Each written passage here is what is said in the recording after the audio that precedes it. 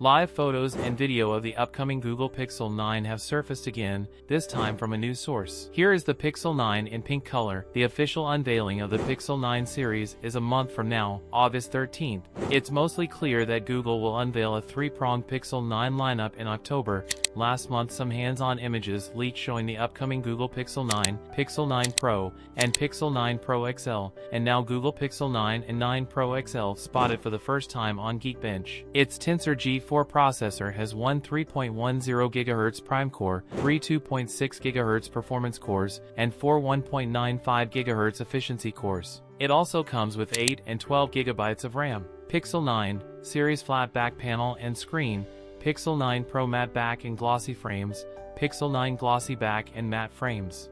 The source claims Pixel 9 will offer a 6.03-inch 120Hz OLED display, compared to the 6.1-inch Pixel 9 Pro and 6.5-inch Pixel 9 Pro XL.